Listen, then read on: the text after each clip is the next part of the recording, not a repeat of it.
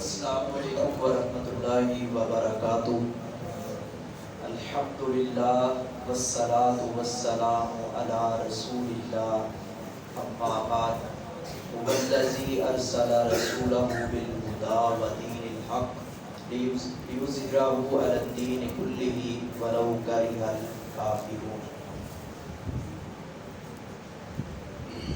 ہوتا نہیں ہے پیارے و خدا سے جسے تم مانگتے ہو صوفیاء سے، سمجھانا ہے تم کو یہ ڈیوٹی ہماری، مانو یا نہ مانو مرضی تمہاری۔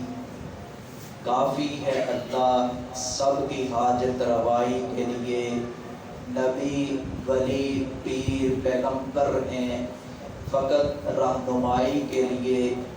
پڑھتے ہو نماز میں ایاک نعبد و ایاک نستعین، پھرتے ہو پھر بھی در بدر مشکل کشائی کے لیے۔ حضرات گرامی، ہمارے ہاں مسلم معاشرہ صوفیاء سے بڑا متاثر ہے۔ صوفی ازم اس کو سمجھنا چاہیے یہ ہے کیا، اور صوفیوں کے نظریات کیا ہیں، کیا وہ نظریات اسلام کے متصادم ہیں یا اسلام سے میچ ہوتے ہیں، اور کیا یہ اسلام کی تعلیم ہے یا اسلام کے خلاف ہے۔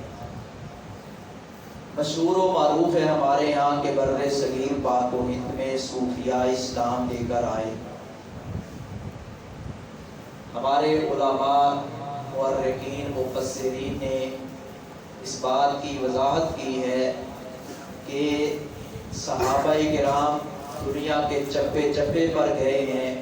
بر صغیر پاک و ہند کے بھی کئی علاقے ہیں جہاں صحابہ کرام رضوان اللہ علیہم اجمعین نے جا کر اتنے سال ہجری میں فلاں صحابی نے فلاں علاقے میں، مولانا شمشاد صدفی صاحب حافظہ اللہ بیان فرمایا کرتے ہیں کہ ملتان میں، شورکوٹ میں، چنیوٹ میں، سندھ میں فلاں جگہ پر فلاں وقت میں فلاں صحابی تشریف لائے، اور انہوں نے کفر اور شرک کی گردن کو توڑا اور مڑوڑا۔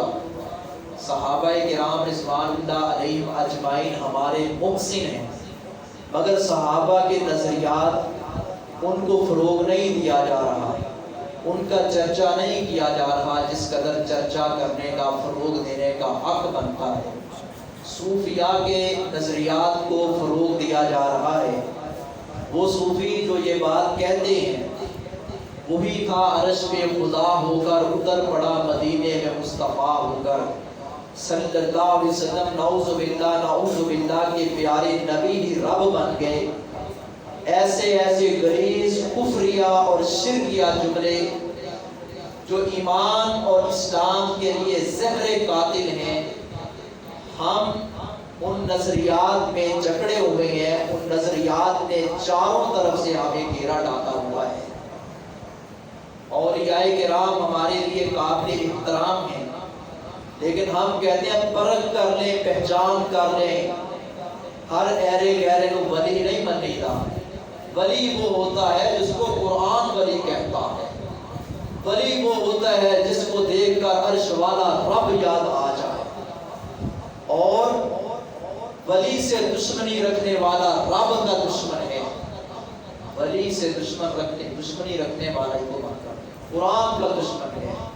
اولیاء کے قدموں کے نیچے آنے والی خاک بھی ہماری آنکھوں کا سرما ہے، مگر ہم کہتے ہیں ولی کی پہچان کا، تو اتنی بات کہتی ہیں تو کہتے ہیں بے ادب ہے، گستاخ ہے۔ ولی دیکھو رابعہ بصری، اس نے اپنے بال لٹکائے ہوئے تھے، ذکر کرتی تھی، جب نیند آتی تھی چٹکا لگتا تھا، پھر بیدار ہو جاتی تھی اور پھر اللہ اللہ اللہ اللہ اللہ کرتی تھی۔ صوفیاء کے نظریات میں، یار بات تھوڑی بھی بہت ہے، تھوڑی زیادہ بھی بندے نہ تنگ ہو، میں بھی روزہ رکھا حساب ہے۔ صوفیاء کے نظریات جو ہیں بڑے عجیب و غریب ہیں۔ پچھلے دنوں حافظ محمد شریف صاحب حافظہ اللہ بات کر رہے تھے صحیح بخاری کی تقریر میں کہ صوفیاء نے کہا کہ آپ لا الہ الا اللہ کے ذکر کی بجائے آپ زیادہ یہ کریں، اللہ اللہ ہو کیوں؟ دیکھیں جی، آپ نے کہہ دیا لا الہ، اگر الا اللہ کہنے کا موقع نہ ملا فرشتہ آ گیا، اس نے آپ کی جان کو قبض کر لیا، الا اللہ کہا نہیں، مطلب پورا نہیں ہوا، کلمہ ادھورا رہ گیا۔ اگر آپ اللہ کہیں گے تو صاف پتہ چل رہا ہے کہ اللہ کا نام لیا جا رہا ہے، ہو کہیں گے تو پتہ چلے گا وہی ذات ہے۔ اگر لا الہ کہہ دیا، آپ جانتے ہیں اس کا مطلب ہے کوئی معبود نہیں۔ صوفیاء کہتے ہیں اگر الا اللہ کہنے کا موقع نہیں ملا تو آپ کی موت کفر پر واقع ہو۔ اللہ کے بندو، یہ تو نیتوں کے حال اللہ جانتا ہے کہ اس بندے کے دل میں کیا، یہ کلمہ پورا پڑھنا چاہتا ہے یا آدھا پڑھنا چاہتا ہے۔ پیارے نبی نے فرمایا تھا افضل الذکر لا الہ الا اللہ، سب سے بہترین ذکر لا الہ الا اللہ۔ اور آپ نے یوں بھی فرمایا تھا کہ من قال لا الہ، من کان آخر کلامہ لا الہ الا اللہ دخل الجنہ، اس کی آخری کلام، آخری گفتگو یہ ہوئی لا الہ الا اللہ، اللہ اس کو جنت کا داخلہ عطا فرمائے۔ اب بتائیں پیارے نبی کی مانے یا صوفیاء کی مانے؟ لفظ صوفی مورخین نے لکھا ہے کہ 200 ہجری بعد، 200 ہجری کے آخر میں اور بعد میں یہ لفظ ایجاد ہوا۔ صحابہ کرام کے درمیان یہ لفظ نہیں بولا جاتا، وہاں کیا تھا؟ زہد، زاہد، عابد، متقی، پرہیزگار، پارسا انسان، اللہ کا محبوب اور برگزیدہ بندہ، اللہ کے ولی، اولیاء کرام، ایسے الفاظ بولے جاتے۔ چلیں ہم لفظ سے اختلاف نہیں کرتے، بعد نے اس کے بڑے اچھے معنی بیان کیے۔ ہم اصل میں ان نظریات کو دفن کرنا چاہتے ہیں جو نظریات یہ ہیں۔ صوفیہ کا نظریہ کیا ہے؟ وحدت الوجود کا عقیدہ، حلول کا عقیدہ، جو جہمیہ کا عقیدہ ہے، غیر مسلم اور غیر مذاہب کا عقیدہ ہے، مسلمانوں کا عقیدہ نہیں کہ اللہ ہر انسان کے بیچ میں ہے، اللہ یہاں رہتا ہے، اللہ یہاں رہتا نہیں۔ اللہ وہ ہے الرحمن علی العرش استوى، اللہ کہاں ہے؟ عرش پر۔ بچوں کو بتائیں، بچوں اللہ کہاں رہتا تو بتائیں، پوری بات بتایا کریں۔ اللہ کہاں ہے یہ نہیں کہنا صرف اوپر ہے، کہنا اللہ عرش پر ہے۔ حضرت معاویہ بن حکم رضی اللہ تعالیٰ عنہ، ایک لونڈی تھی، اسے پوچھا اللہ کہاں ہے، اس نے کہا این اللہ، اللہ کہاں ہے، اس نے بھی اشارہ کیا۔ نبی صلی اللہ علیہ وسلم نے فرمایا اس کو آزاد کر دو۔ ایک لونڈی گواہی دے رہی ہے، قرآن کی سینکڑوں آیات، وَهُوَ الْعَلِيُّ الْعَظِيمُ، یہ قلب کا عقیدہ صوفیاء کا نہیں۔ صوفیاء کہتے ہیں ہر انسان، بلکہ نعوذ باللہ، نعوذ باللہ، میں الفاظ ہی نہیں مترادف، ہر چیز کے اندر، ہر جاندار چیز کے اندر اللہ داخل ہے۔ ہم کہتے ہیں اللہ عرش پر ہے، اللہ علم کے اعتبار سے، سماعت کے اعتبار سے، بصارت کے اعتبار سے، معاونت اور مدد کے اعتبار سے، جب پکارو، جہاں پکارو اللہ کو پاؤ گے، اللہ کی مدد پاؤ گے۔ اللہ سنتا ہے، اللہ دیکھتا ہے، اللہ دلوں کے اندر کھٹکنے والے راز کو بھی جانتا ہے، لیکن اللہ موجود کہاں ہے؟ عرش پر۔ آسمان دنیا پر آتا ہے، وہ بھی رات کے پچھلے پہر۔ حضرات صوفیاء کا عقیدہ، یہ وحدت الوجود کا عقیدہ کفری عقیدہ ہے۔ بڑے بڑے اچھے اللہ کے ولی بھی گزرے ہیں، ان کی عظمت کو سلام کرتے ہیں۔ حضرت شیخ عبد القادر جیلانی ہمارے ہیں، لوگوں نے احمد مال ماری ہوئی ہے۔ شیخ عبد القادر جیلانی کی کتاب پڑھے، بنیاد الطالبین، الفتوح الغیب، فتوح الغیب، الفتح الربانی، یہ تین مشہور ترین اور معتبر ترین کتابیں شیخ عبد القادر جیلانی رحمہ اللہ کی، اور وہ رفع الیدین کے ساتھ نماز پڑھتے تھے، آمین بالجہر ان کی مسجد میں ہوتا تھا۔ حافظ عبداللہ شیخ پوری رحمہ اللہ کی مجھے ایک تقریر یاد ہے، میں نے سنی ہے، وہ کہتے ہیں میں علامہ احسان اللہ ظہیر شہید رحمہ اللہ، مولانا حبیب الرحمن یزدانی شہید رحمہ اللہ، ہم عراق چلے گئے، ہم شیخ عبد القادر جیلانی کی مسجد میں داخل ہوئے، فرماتے ہیں کہ اللہ کی قسم ہے ہماری اس بتی چوک شیخ پورے والی مسجد میں بھی اتنی بلند آواز سے آمین نہیں ہوتی جتنی شیخ عبد القادر جیلانی کی مسجد میں بلند آواز سے آمین ہوتی۔ یہ تاریخ رسول اللہ صلی اللہ علیہ وسلم۔ شیخ عبد القادر جیلانی کے نظریات پڑھنے والے ہیں، مگر بعض صوفیاء کے نظریات غلط ہیں، ان کو چھوڑے، ترک کریں، جانیں کہ یہ کس طرح مسلمانوں کو گھیرے میں لیے ہوئے۔ اور نبی کریم صلی اللہ علیہ وسلم جو دین دے کر گئے ہیں وہ ادھورا دین نہیں ہے، وہ مکمل دین ہے۔ اسلام مکمل ضابطۂ حیات کا نام ہے۔ مجھے نبی کریم صلی اللہ علیہ وسلم کی وہ حدیث یاد آ رہی ہے، آپ نے فرمایا کوئی تمہیں ہوا میں بھی اڑتا ہوا دکھائی دیتا نظر آئے، نہ گمراہ نہ ہونا، ساتھ مفہوم عرض کر رہا ہوں، بچ جانا ایسے شخص سے۔ آپ دیکھتے نہیں کئی بندے جو ہیں وہ تقویٰ طہارت سے دور ہیں، پلیدگی میں زندگی گزار رہے ہیں، نجاست میں، عقیدے کے اعتبار سے، ظاہری اور باطنی صفائی کے اعتبار سے، مگر وہ ایسے ایسے کرتب دکھاتی ہیں، دیکھنے والے کہتے ہیں دیکھ لیا جی کمال کرتا ہے، پہنچی سرکار، کوئی پہنچی سرکار نہیں، اللہ تعالیٰ معاف فرمائے۔ اور قرآن کی آیات سے غلط استدلال ہے، اگر ایسا کوئی کرتا ہے، مورخ لکھا ہے لکھنے والوں نے اسے استدراج کہتے ہیں، اسے کرامت نہیں کہتے۔ اگر اللہ کے ولی سے کچھ ثابت ہو جائے تو اسے کرامت کہتے ہیں، اور بد عقیدے سے ثابت، بد اعتقادی والے سے کچھ ثابت ہو، کچھ ظاہر ہو، اسے استدراج کہتے ہیں۔ واقعتاً جو اللہ کا ولی ہے اس سے کچھ ثابت ہو تو اسے کرامت کہتے ہیں۔ کرامتیں کئی ایک مشہور ہے، میں ایک کرامت عرض کرتا ہوں۔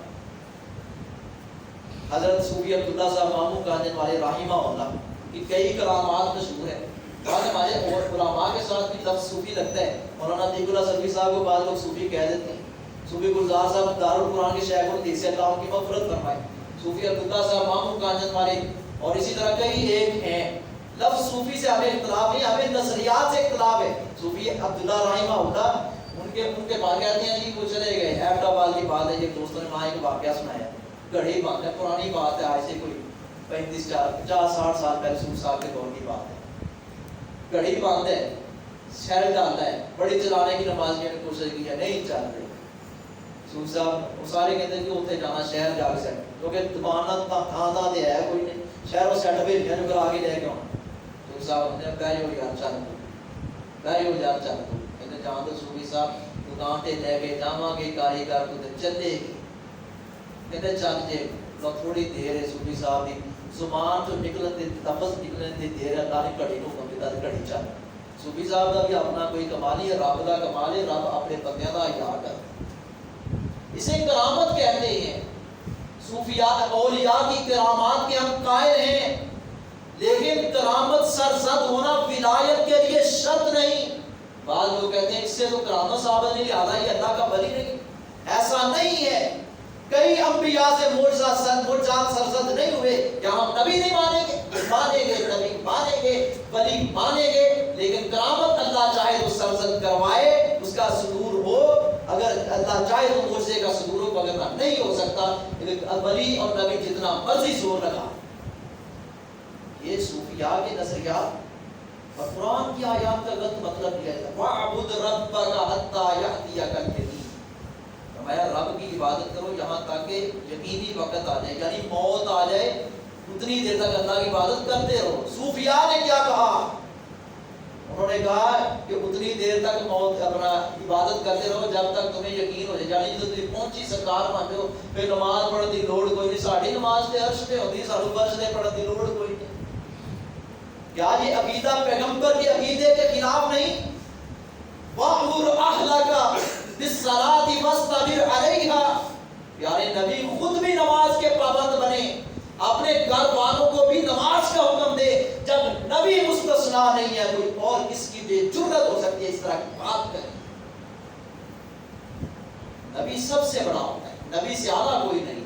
نبی کریم صلی اللہ علیہ وسلم جو دین دے کر گئے ہیں مکمل دین ہے، اس دین کو ہم سمجھیں، ایسے لوگوں سے بچیں جو ہمارے نظریات کے، جو صحیح نظریات جو قرآن و سنت کے خلاف ہیں اور غلط نظریات کو فروغ دے رہے ہیں، ان سے اگر ہم نے اپنا دامن نہ بچایا، آنے والی نسلیں اسلام کا جو اصل چہرہ ہے، جو اسلام کی اصل روح ہے، اس سے ناواقف ہوں گی، اور وہ کہیں گے کہ یہی صوفیاء سب کچھ ہیں، اور پھر یہی ہوتا ہے حالی کے کہنے کی طرح، نبی کو جو چاہیں خدا کر دکھائیں، اماموں کا رتبہ نبی سے بڑھائیں، شہیدوں سے جا جا کر مانگیں دعائیں، نہ اس سے توحید میں خلل آئے، نہ اسلام بگڑے، نہ ایمان جائے، سارا کچھ کفر اور شرک پکنے کے بعد سب کچھ، میں تو پھر بھی مومن کا مومن ہوں، میں تو پھر بھی مسلمان کا مسلمان ہوں، اللہ کو اس طرح کا اسلام جو ہے وہ نہیں چاہیے. اللہ کو صاف ستھرا شفاف اسلام چاہیے. دین ہی نہیں بلکہ خالص دین چاہیے. خالص دین وہ ہے جو رسول اللہ صلی اللہ علیہ وسلم کی زبان سے جاری ہوا. پانی چشمے سے. میں آج ہی مولانا عبد الماجد دریابادی رحمہ اللہ کی ایک بات پڑھ رہا تھا. انہوں نے لکھا پانی جہاں سے چشمہ پھوٹتا ہے وہاں سے لیں گے تو پانی صاف ملے گا, اور جب آپ آگے جا کر لیں گے آہستہ آہستہ پانی گدلا ہوتا چلا جائے. اسلام جو رسول اللہ صلی اللہ علیہ وسلم نے دیا ہے وہاں سے صحابہ سے, وہ صاف شفاف اسلام ہے. جب ہم آگے آ کر ان لوگوں کو اپنا آئیڈیل مانیں گے جن کے نظریات ہی غلط اور کفریہ اور شرکیاں ہیں, تو یقین جانیے پھر یہ اسلام نہیں رہے گا, یہ کھلواڑ بن جائے گا. اللہ عمل کرنے کی توفیق دے.